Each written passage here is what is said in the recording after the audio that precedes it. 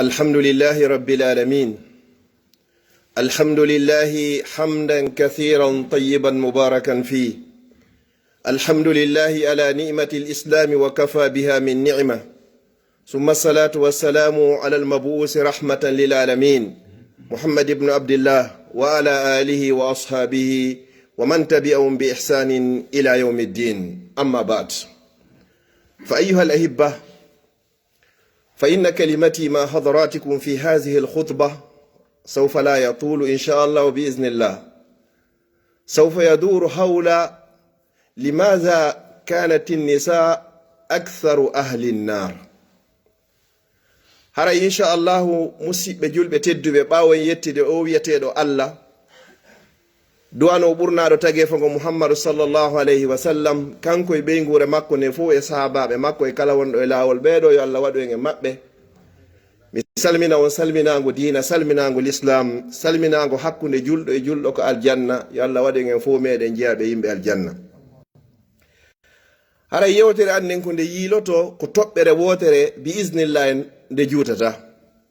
ko fi hon dum ko tawata ko yi sonna be mburi dudoyde ka nder yite jahannam. Wonde toɓɓere ɗon faala yewtugol seeɗa wattanen hakkil moƴƴa tentininon bandiraɓe ɓen. Yo toro Allah yo Allah hawrinelan ko yaadi e deftere Allah e sunna nelaɗo makon sallallahu alayhi wa sallam. Musidɓe julɓe tedduɓe, neniraɓe tedduɓe, bandiraɓe, goɗɗo ñande o jibina ado o jibinede so yehi ƴamugol, so yehi ƴamoygol,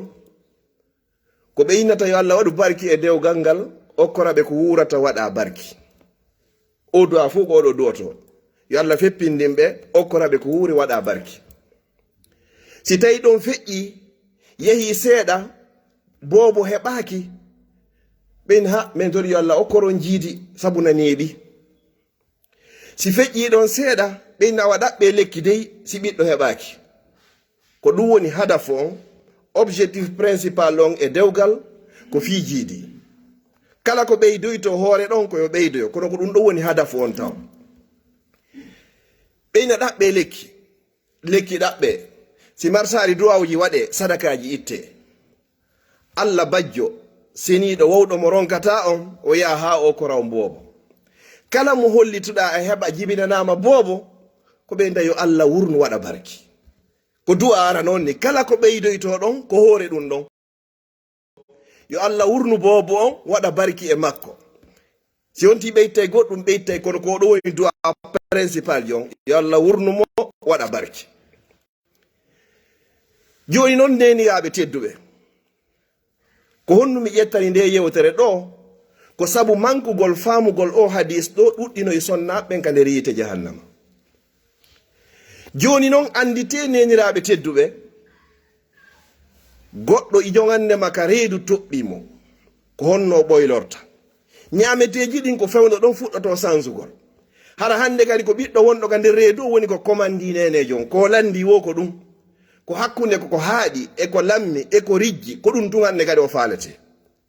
Hara himo fiidi tun, himo ronki tun. Yaha ɗo ha Allah ƴetta o ɓiɗɗo jonnamo, o yiyamo e kene, o weltora. Ka bokum bobo way lebbi jeenayi ɗin e balɗe 10 ka nder reedu, yehi ha o hewti e aduna hande kadi hara ko welo welo. O fuɗɗo ɗon noon kadi soñjago o serti e dongal goo, o ƴetta dongal goo kadi. Ngal o wondunoɗa hari hay goto wawata mo wallitade.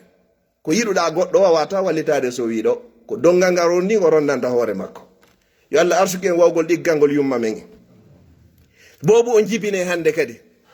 ɓe inna ko sanfa, o ari penu, yaha paykun, yaha ha ñanda.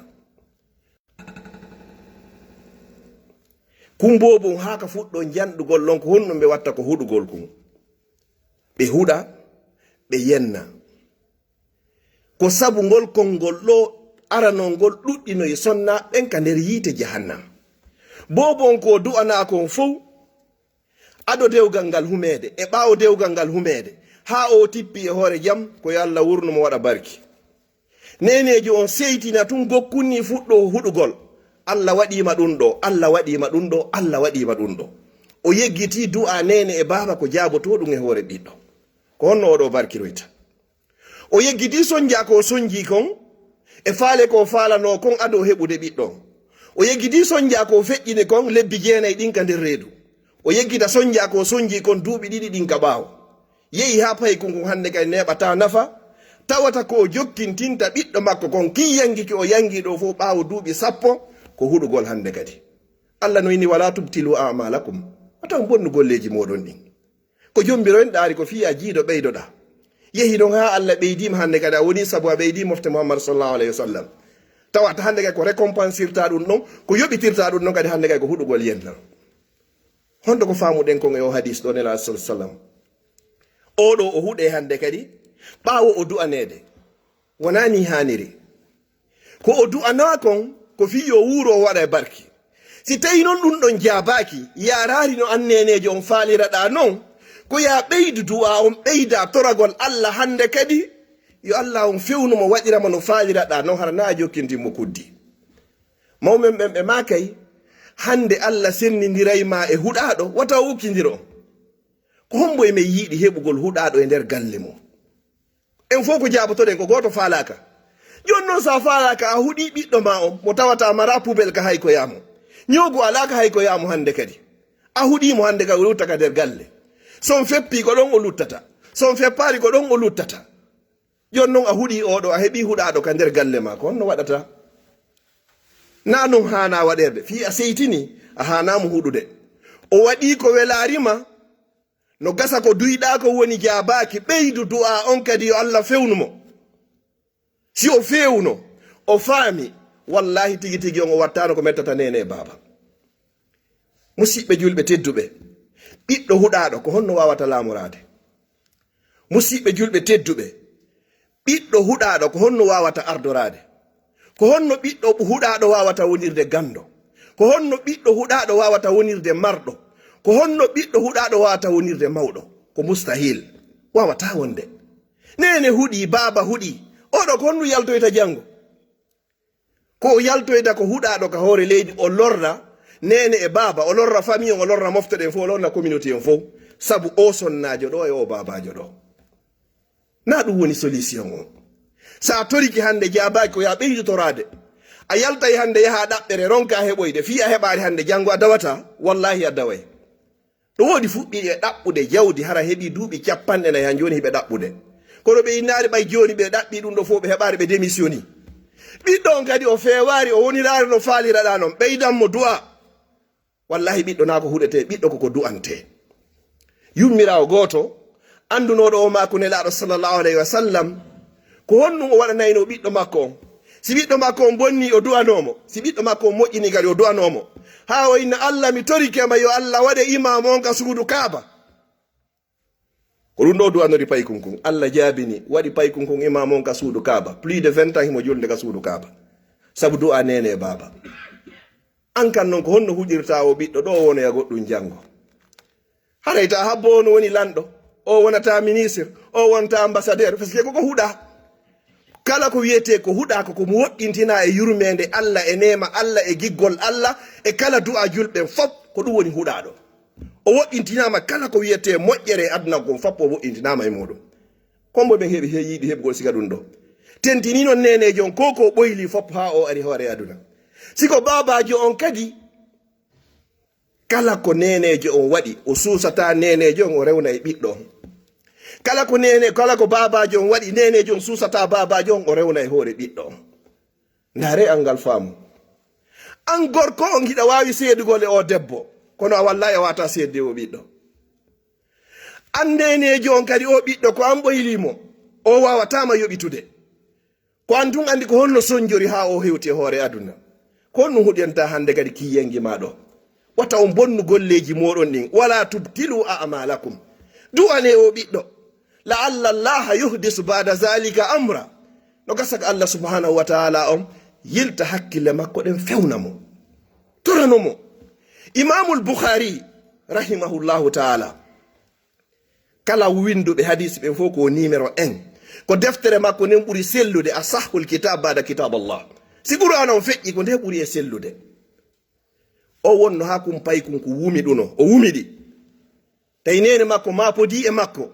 nene makko jemma fo immo wulla yeso Allah Allah mi torike ma jonni to ɓiɗɗo am gite makko de duuɓi Allah jaabini du'a nenejo on pay kun wunti o windi deftere luttayde ka jange fi mum ila yawmil qiyama si o nenejo huɗuno o ɓiɗɗo wonayno ɗum ɗo hande sabu du'a nenejo on ko munñi kon hande ɓiɗɗo makko on nafi mofte Muhammad sallallahu alaihi wasallam ila yawmil qiyama ha nyande dargal dari sa innama hadis ko rawahul Bukhari ko imam Bukhari woni ko fillimo goto alaka contesta ɗon hande gadi o ɗo o huɗu ka o du'ani wallahi o du'ani enen non ko fi hon ɗum huɗante fi an probléme ho yani hakkunde ma ɓeygu ma yen huɗa ɓiɗɗo ma o koko nanten ɓeyna ko si baba sa'ama ko ɓiɗɗo on ɓendata tertuɗen ɗum sa'idiren yo nene e baba sa'idir kono wata ɓe saw ɓiɓɓe ɓen wata en eto kuddi laya wata nenejo on lorre rewna e ɓiɓɓe ɓen wata babajo on lorre rewna e ɓiɓɓe ɓen koɓe victime e nder mourad nun e nder couple ji meɗen ni joni noon si tawi ko siga ɓeɗo tu wonɗen heɓude haray nafa ko wonɗen heɓande oɗo no jogui ɓiɓɓe jowo fof ko huɗa ɗum oɗa no jogui ɓiɓɓe jowo fof ko huɗa ɗum oɗa no jogui tato nayo jeego fof ko huɗa ɗum nene e huɗirde bimbi baba huɗira kikiɗe oɗa huɗira jemma oɗa huɗira ñalorma ɓeɗo ko ɗum ɓe yaltoyta janggo fus ɓe yaltoyta sina huɗaɓe ka hoore lawol ɓe lorra mofteden hala ko onon woni kadi sabu kadi musidɓe julɓe tedduɓe wata a yango darna suudu ha fof inna woni suudu yiltoɗa liɓa ndu suudu mawɓen ɓen ɓe yewta yewtere ɓe inna a ittata e kuɗol gotol si'inta suudu kono wallahi kuɗol gotol sunnay suudu lekkun almeti hun gotum kun timma kuɗol kono sa huɓɓini kun a joɗɗini e suudu huɗo tundu sumay sa huɓɓini ko a waɗi ɗo joni e biriɗo essence tun huɓɓay ko wonɗon kon fof huɓɓay musidɓe julɓe tedduɓe neniraɓe nelaɗo sallallahu alayhi wa sallam ko ɓe senino ka kammu ɓay ɓe yi aljanna on ɓe yi yiite ngen ɓe tawno ko ɓuri ɗuɗude ka nder yiite jahannama ko sonnaɓe ɓay ɓe arti ɓe waɗi contrandi on sonnajo goto o wulli o hawti o yi nelaɗo ko fi hon ɗum ko menen ɓuri ɗuɗude ka nder yiite jahannama nelaɗo sallallahu sallam maki ko sabu piiji ɗiɗi wo tukthirna la'an hiɗon heewi huɗugol wa takfurnal ashir hiɗon heewi dullangol modiɓɓe mon ɓen konngol gotol sonnajo bugoto bonna ko gorko makko yanganimo duuɓi 40 min ila mi hewti ka maɗo ha hande mi heɓari ɓutto gorko on jooɗo miijito artira noon ko yangi ko tampi ko yangi ko tampi ko yangi ko tampi tawa ɗum noon foppi jaga debbon hay hunde anditanamo man lam yashkuri nasa lam yashkuri llah kala mo anditanta yimɓe ɓen ande na anditanowo Allah Allah koyni la in shakartum ko so yettila la azidannakum mi ɓeydanayi on man sana lakum marufan fa kafiru kala mo waɗani on ko moƴƴi yoɓitemo sa watamo yoɓitudemo fadu lahu wo haray koye on toranomo ha o anda tigi tigi on weltike en torodiri yandi sabi Allah si sonnajo on bonni ta rewnu ɗum e hoore ɓiɓɓe ɓen en torodiri sabi Allah si babajo on bonni wata rewnu ɗum kadi e hoore ɓiɓɓe ɓen si ɓen ɗo woni huɗaɓe ɓen non heɓoyi huɗaɓe ɓen non heɓoyi huɗaɓe ko honde tuma heɓeten laamotoɓe ko honde tuma heɓeten karamokoɓe ko honde tuma heɓeten imamuɓe ko honde tuma heɓeten gandiɗuɓe wallifantoɓe en defte wallifotoɓe livre ji luttayɓe ka tariha e nder leƴƴi ɗin fof e nder leñol meɗen ngol ɓiɓɓe wonaɓe heɓede ɓen fof wonaɓe huɗede nelaɗo sallllahu alayhi wa sallam e maki wo lam ubu aslah anan min minulaka de komi huɗowo heferɓe lorruno nelaɗo lori nelaɗo sallllahu alayhi wa sallam ha sahaba ɓen tawi hewtinoggo ɓeyni nelaɗo udullaha alayhim toro Allah yo halala halko ɓe fof nelaɗo maki o way min na ɗum minuliro nde ɓe yahuno taif nelaɗo sallllahu alayhi wa sallam ɓay makka wuli ha ɓe dogi ɓe yalti makka fi fattoyagol taif nargol si sottay seeɗa si hoyey ɓe yimi ɓe yehi toon tawi jaga sitta ka ɓe wonno toon ɓen soñji ɓe ha Allah seytini o immini mala façon malayka on fof malayka ɗo jogiiɗo pelle o inni wo Muhammad sa yaani mi ƴettay ɗe pelle ɗo ɗi mi halkinira ɓeɗo fi maɓɓe wolata ila yawmel qiyama malaykajo mo be ko charge fi muɗum kon ari interveni ya ɗo inni la wo innahum qawmi la ya'lamun inna lillahi wa inna ilayhi raji'un woɓe ko yimɓe anni wallahi ɓe anda si ɓe andu noon o wallahi ɓe wattaro lanko ko ɓe waɗi lanɗo ɗum ɗo ko nelaɗo sallllahu alayhi wa sallam e yimɓe muɗum ɗo noon ko ɓiɗɗo ma iwɗo e keeki ma iwɗo e keeki ma huɗata bimbi huɗa kikiɗe fi mo waɗi ko welari ma wallahi musidɓe julɓe tedɓere yurmi aqulu qawli hada wastahfirullah.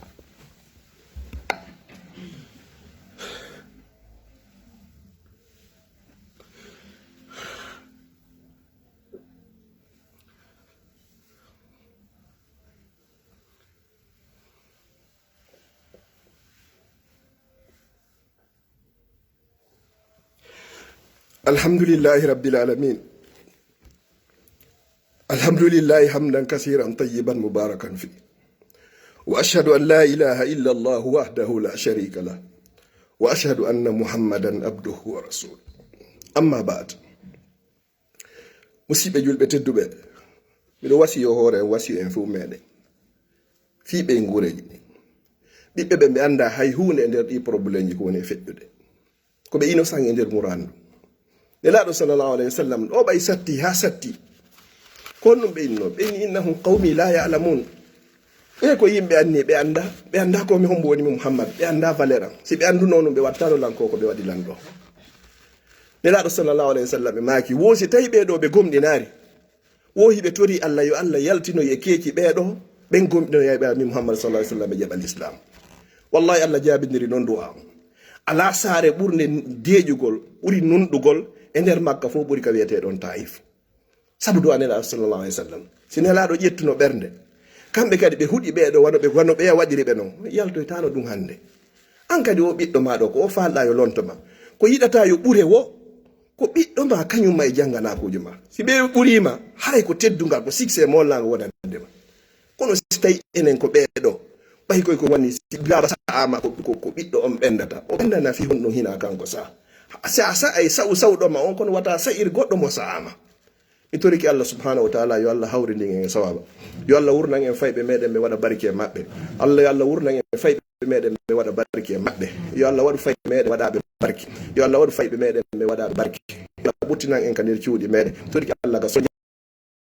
ɗum ɗon fopp yo allah hum ɓutti mi toriki abbul ibade o morɓe soñjaɓe fopp yo allah hum ittuto rabbana hablana min azwajina wa zurriyatina qurrata ayunin waj'alna lilmuttaqina imama allahumma la tufarrig hadha aljamu illa bi zambin maghfur wa sa'yin mashkur wa amalin mutaqabbalin mabrur allahumma جمعنا هذا جمعا مرهوما وتفرقنا من بعد تفرقا معصوما اللهم لا تجعل فينا ولا معنا ولا سيئا ولا مطرودا برحمتك يا ارحم الراحمين واقم الصلاه.